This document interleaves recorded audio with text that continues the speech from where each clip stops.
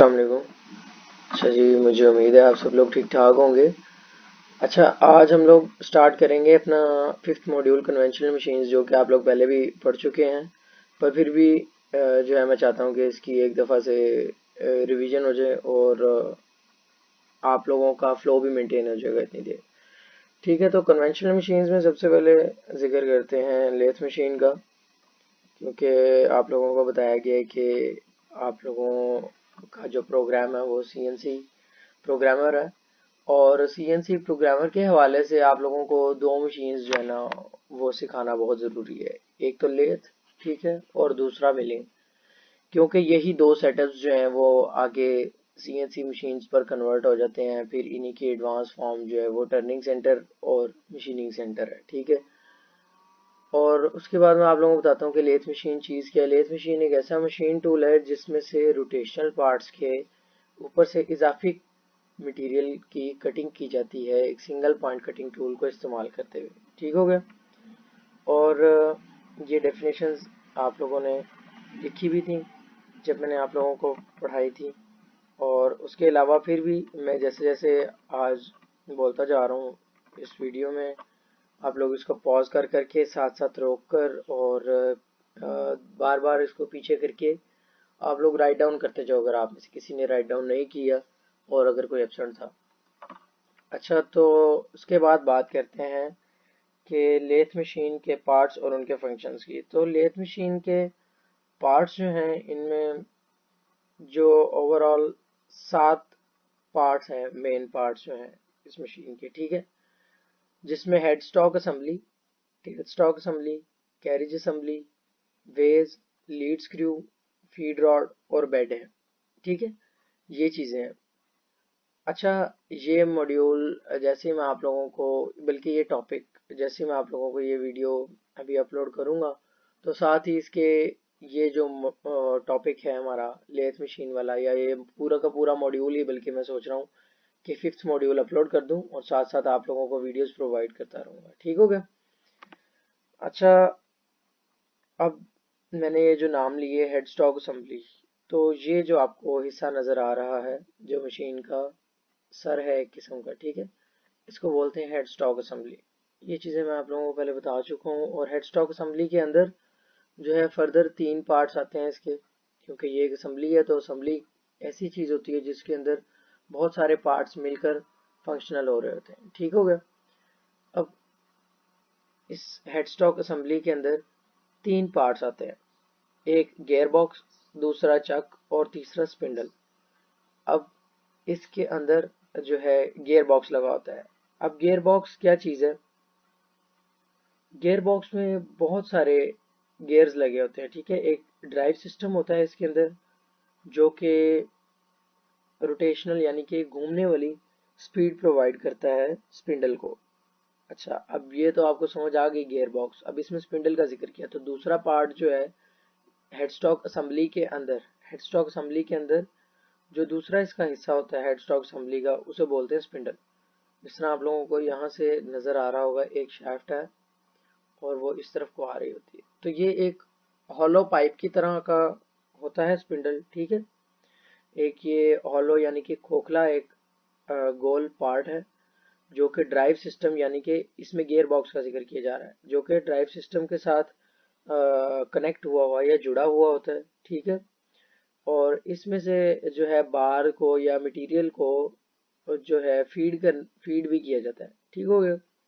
इसके बाद इसका असल में फंक्शन होता है कि इसके ऊपर चक, यानी कि ये चक, जिसे देसी जुबान में लोग चक्का भी बोलते हैं, पर टेक्निकल टर्म जो है इसके लिए यूज होती है वो है चक, ठीक हो गया। तो ये जो चक है, ये स्पिंडल जो हेड स्टॉक की एक साइड से दूसरी साइड तक आ रहा है, इसके ऊपर चक को माउंट किया जाता है या चक को बांधा जाता है, ठीक है। चक को बांधे या उसके अलावा कोई भी वर्क होल्डिंग डिवाइसेस यानी कि वर्क पार्ट को पकड़ने वाले आलात को इस स्पिंडल के ऊपर बांधा जाता है, ठीक हो गया।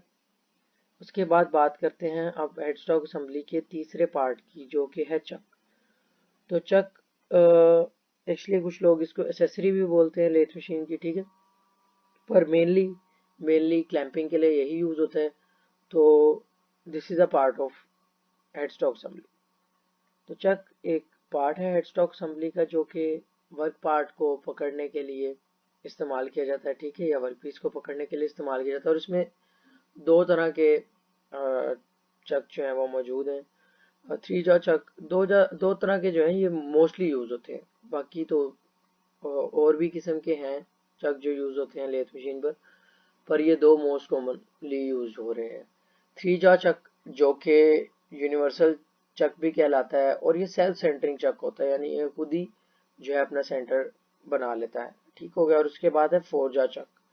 ये दो जो है बहुत कॉमन है लेथ मशीन पर यूज होने वाले चक्स। इसके बाद बात करते हैं हम लोग, अभी हेड स्टॉक असेंबली की आप लोगों को समझ आ चुकी होगी, इसके अंदर जो तीन पार्ट्स हैं उनके बारे में भी मैं बता चुका हूँ। अब बात करते हैं टेल स्टॉक असेंबली की।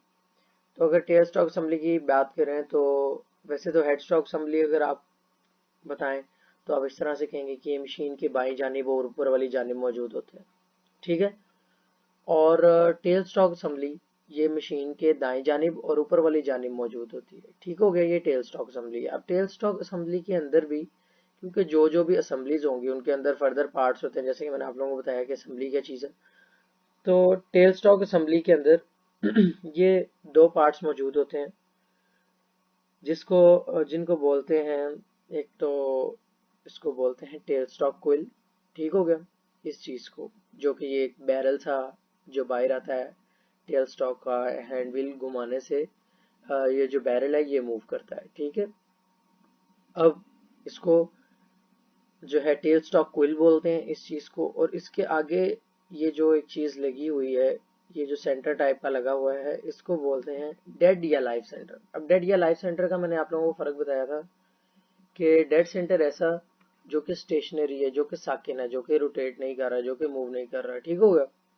और उसके बाद लाइफ सेंटर या लाइफ सेंटर वो वाला जो कि वर्क पार्ट के साथ ही रोटेट करे या मूव करे, ठीक हो गया। और इसके अलावा ये जो टेल स्टॉक है ये स्लाइड कर सकता है बेडवेज के ऊपर, ठीक हो गया। हेड चक की तरफ को या वो हेड स्टॉक की तरफ को ये स्लाइड कर सकता है बेड के ऊपर। इसके यहाँ लॉक होता है, उस लॉक को ओपन करते हैं, ठीक है। दूसरी तरफ लीवर होता है। हर मशीन के अलग अलग तरह से कंस्ट्रक्शन है। तो इसके दूसरी तरफ लॉक होता है, उस लॉक को आप ओपन करते हैं और इसको मैनुअली स्लाइड करते हैं बेडवेज के ऊपर। ये बेडवेज है, ठीक हो गया, ये बेडवेज। तो इन स्लाइड्स के ऊपर इसको स्लाइड करते हुए हेड स्टॉक की तरफ ले जाते हैं। और ये जो है इसका इस्तेमाल किया जाता है लंबे वर्क पार्ट्स को सपोर्ट करने के लिए, ताकि जो है कहीं पे बल्जिंग ना हो, कोई भी पार्ट बेंड ना हो रोटेट करते हुए, ठीक हो गया। और उसके बाद जो है टेल स्टॉक का इस्तेमाल ड्रिल बिट्स को, यानी जिसको उर्दू में आप लोग वर्मा भी बोलते हैं, तो ड्रिल बिट्स को, टैप्स को, सेंटर ड्रिल्स को और और इस तरह की जो है बाकी चीज़ों को होल्ड करने के लिए, पकड़ने के लिए टेल स्टॉक असेंबली का इस्तेमाल किया जाता है। जिसमें ये जो आपको सेंटर नज़र आ रहा है डेड सेंटर या लाइव सेंटर, इसकी जगह जो है चक को इसके अंदर इंसर्ट कर देते हैं, ठीक है, टेल स्टॉक कोइल के अंदर, और फिर उससे काम लेते हैं। उसके बाद बात करते हैं हम लोग कैरेज असेंबली की, ठीक है। तीन असेंबलीज है मेन, पहले हेड स्टॉक असेंबली, उसके बाद टेल स्टॉक असेंबली की बात करते हैं कैरेज असेंबली की। तो कैरेज असेंबली जो है ये हेड स्टॉक और टेल स्टॉक के दरमियान मौजूद होती है, ठीक है। और अच्छा, टेल स्टॉक असेंबली का मैं आपको बताऊं कि इसने जो है वेज को, ये जो वेज बोलते हैं रास्ते, तो ये जो वेज होते हैं, जो ट्रैक्स बने होते हैं लेथ मशीन के ऊपर, जो स्लाइड्स होती हैं, टेल स्टॉक ने उन स्लाइड्स को या उन वेज को इंटरनली जो है ग्रिप किया होता है, ठीक है, अंदरूनी तरफ से इसको ग्रिप किया होता है। जबकि जब हम बात करते हैं कैरेज असेंबली की, तो इसने एक्सटर्नली जो है ना ये ग्रिप करता है अब हमारी ये वेज को, ठीक हो गया। और इसका फंक्शन असल में क्या है, वो हेड कैरेज असेंबली का फंक्शन असल में है कि इसमें कटिंग टूल को क्लैंप करना है, यानी कि कटिंग टूल को बांधना है, कटिंग टूल को पकड़ना है और कटिंग टूल को हरकत देनी है और उस हरकत से, उस मोशन से, उस मूवमेंट से हम लोगों ने डिफरेंट ऑपरेशंस जो हैं वो परफॉर्म करने हैं इस मशीन के ऊपर। अब इस कैरेज असेंबली, ये जो असेंबली है पूरी की पूरी, ये कैरेज असेंबली कहलाती है। ठीक हो गया। अब इस कैरेज असेंबली के अंदर जो डिफरेंट पार्ट्स हैं, अब उनकी बात करते हैं। तो सबसे पहले बात करेंगे टूल पोस्ट की। टूल पोस्ट की बात करते हैं। अच्छा, पहले मैं आपको पार्ट्स बता दूं। ये टूल पोस्ट है, ठीक हो गया, कैरेज असेंबली की। ये जो हिस्सा है जिसमें टूल बांधा जाता है, ये टूल पोस्ट है। इसके बाद इसके नीचे ये कंपाउंड रेस्ट है, ठीक हो गया। इसको कुछ लोग कंपाउंड स्लाइड भी बोलते हैं। और उसके बाद नीचे ये चीज़ जो है कंपाउंड रेस्ट के नीचे या कंपाउंड स्लाइड के नीचे, ये क्रॉस स्लाइड है, ठीक हो गया, ये क्रॉस स्लाइड है। उसके बाद ये हमारा सैडल है, ठीक है, जो कि ऊपर से देखने पर एच की शक्ल जो है वो नज़र आती है इसको देखने पर। और उसके बाद ये वाला जो हिस्सा है, ये जो सामने, इसको बोलते हैं एप्रन, ठीक हो गया। तो अब मैं टूल पोस्ट से स्टार्ट करता हूँ कि टूल पोस्ट क्या चीज़ है। असल में ये कैरेज असेंबली का सबसे ऊपर वाला हिस्सा है, ठीक है, जिसमें कि कटिंग टूल को क्लैंप किया जाता है। उसके बाद कंपाउंड रेस्ट, ये क्या चीज़ है। अब ये वो पार्ट है जिसके ऊपर टूल पोस्ट जो है वो लगी होती है या माउंटेड होती है, ठीक है। और ये इस कंपाउंड रेस्ट को हम लोग रोटेट कर सकते हैं टेपर टर्निंग के लिए या टेपर कटिंग करने के लिए हम लोग इसका इस्तेमाल कर सकते हैं। और कंपाउंड रेस्ट के लिए मैंने आप लोगों को बेसिक मैथमेटिक्स में कुछ फार्मूलाज करवाए थे टेपर निकालने के लिए, एंगल निकालने के लिए। तो उस तरह से जब हम लोग वो एंगल निकाल लेते हैं हाफ साइड का, तो उसी के मुताबिक ये जो कंपाउंड रेस्ट है इसके नीचे यहाँ पर नट और बोल्ट्स लगे होते हैं। जब उसको लूज करते हैं और इस कंपाउंड रेस्ट को हम लोग रोटेट करके यानी कि घुमा कर अपने जो भी हमें रिक्वायर्ड जाविया या एंगल होता है उस पर इसको सेट कर लेते हैं, ठीक हो गया। और उसके बाद इसका इस्तेमाल कैसे करते हैं कि ये जो हैंड व्हील लगा हुआ है कंपाउंड रेस्ट के पीछे, अगर हम कंपाउंड रेस्ट को किसी डिग्री, किसी जाविये पर सेट करने के बाद इस हैंड व्हील को घुमाएंगे तो तब जो है टूल टेपर में मोशन लेगा या टेपर में मूवमेंट करेगा। अगर तो हम लोग इसको नहीं घुमाते, इसको टेपर सेट करके या डिग्री पर सेट करने के बाद हम लोग इस व्हील से कैरेज को मूव करवाते हैं, तो तब टेपर टर्निंग नहीं होगी क्योंकि जाविये पर तो ये स्लाइड सेट है, ठीक है। तो इसीलिए इसको घुमाना पड़ेगा टेपर करने के लिए। अच्छा, अब इसके बाद बात करते हैं क्रॉस स्लाइड की कि क्रॉस स्लाइड क्या चीज़ है, यानी ये जो इसके नीचे जो चीज़ लगी हुई है कंपाउंड रेस्ट के नीचे, ये क्या चीज़ है। अब लेथ मशीन के दो एक्सिस होते हैं, ठीक है, जेड एक्सिस और एक्स एक्सिस। हर मशीन में जो भी स्पिंडल का एक्सिस होता है, स्पिंडल यूं आ रहा है मशीन में, ठीक है, तो जो भी एक्सिस स्पिंडल का होता है वो जेड एक्सिस कहलाता है, ठीक हो गया। और दूसरा इस मशीन में ये एक्सिस है, ये वाला एक्सिस जो क्रॉस में मूवमेंट कर रहा है, जो कि क्रॉस स्लाइड का एक्सिस है। इस एक्सिस को एक्स एक्सिस बोलते हैं इस मशीन का। तो अब बात करते हैं क्रॉस स्लाइड की। ये वो पार्ट है जो कि जिसके ऊपर कंपाउंड स्लाइड जो है वो लगी होती है, ठीक है। और ये जो है खुद एक जो है ट्रैवर्स स्लाइड है। ट्रैवर्स स्लाइड से मुराद एक चीज़ होती है लॉन्गिट्यूडनल यानी लेंथ वाइज, एक चीज़ होती है ट्रैवर्स यानी कि उसकी लेंथ की, उसकी लंबाई के मुखालिफ सिमत जो होती है उसको जाहिर करने के लिए ट्रैवर्स का वर्ड यूज़ किया जाता है। तो ये एक ट्रैवर्स स्लाइड है जो कि वर्क पार्ट की लंबाई या कि आप लेथ मशीन की लंबाई की बात कर लो तो उसके मुखालिफ सिमत में जो टूल को हरकत देने के लिए स्लाइड इस्तेमाल होती है वो क्या चीज़ है, वो ये क्रॉस स्लाइड है, ठीक हो गया। और इसमें जो हैंड व्हील लगा होता है वो टूल को वर्क पार्ट की तरफ जो है हरकत देने के लिए इस्तेमाल होगा, ठीक है, या उससे दूर करने के लिए। और ये स्लाइड ये क्रॉस स्लाइड जो है ये एक्स एक्सिस में हरकत करती है लेथ मशीन के। ठीक हो गया। इसके बाद बात करते हैं सैडल की। तो ये ऊपर से देखने पर आपको ये जो एच शेप नज़र आती है, ये वाला पार्ट जो है एक इस तरफ और एक दूसरी तरफ इसका हिस्सा है। ठीक है, ये जो है सैडल कहलाता है।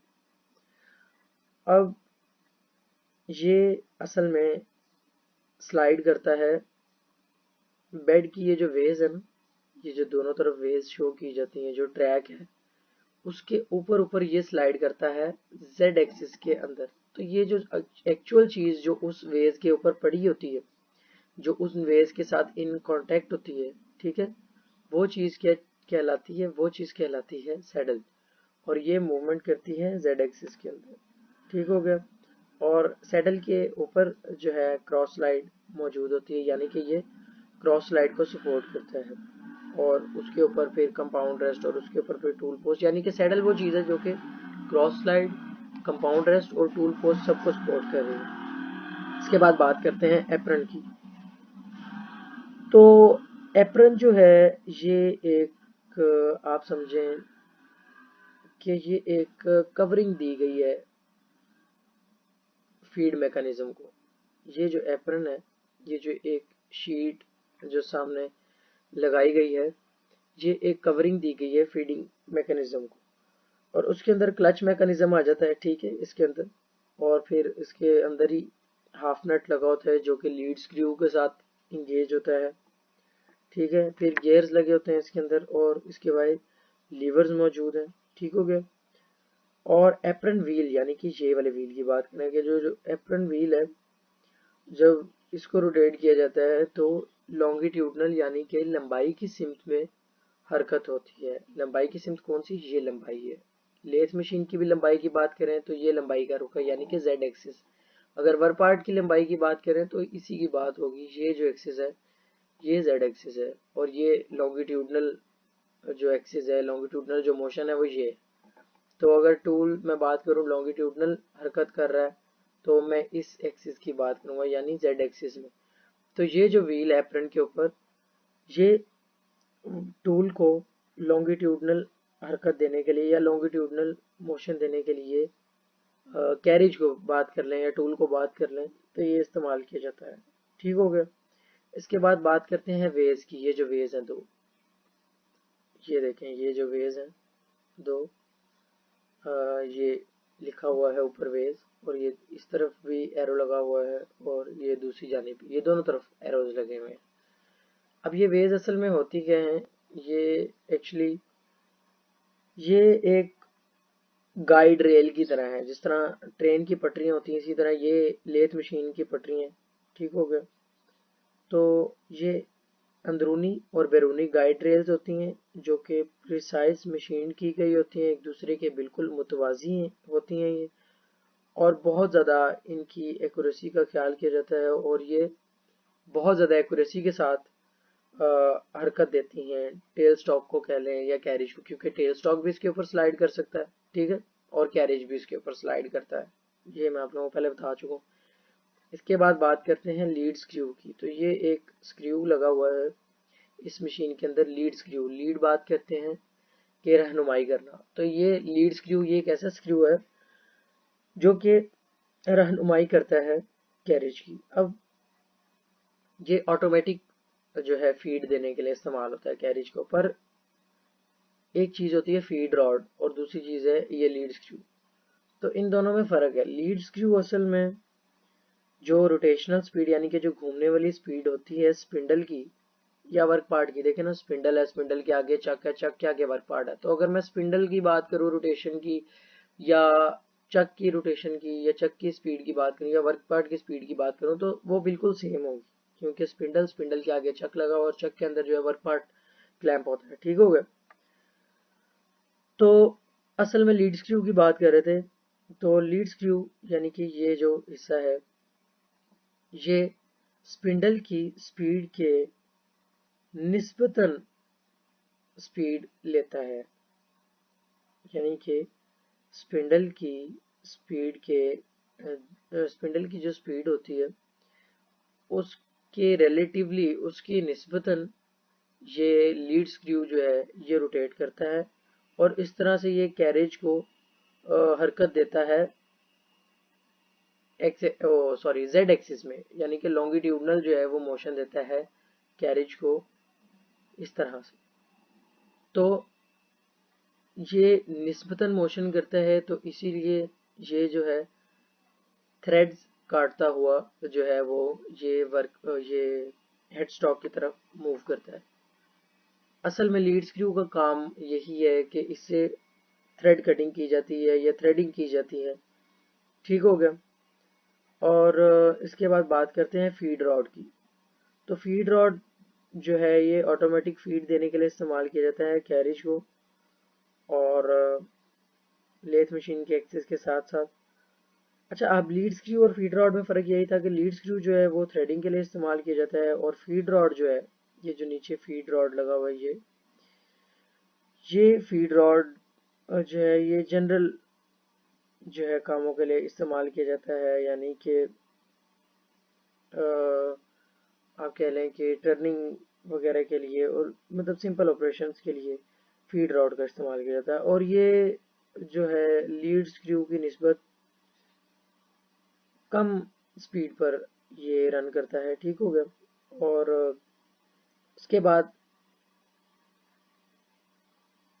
बाद जो है बात करेंगे कि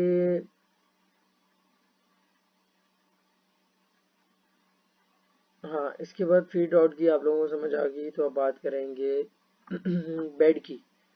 तो ये बेड क्या चीज़ है? बेड जो है एक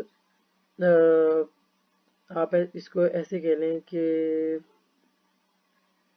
बेड असल में लेथ मशीन का एक फ्रेम है, ठीक है, जो कि लेथ मशीन के बाकी पार्ट्स को सपोर्ट करता है, या जिसके ऊपर लेथ मशीन के बाकी पार्ट लगे होते हैं। तो ये जो है नीचे ये जो कंस्ट्रक्शन है मशीन की, ये चीज़, ये सारी की सारी ये बेड कहलाती है लेथ मशीन का।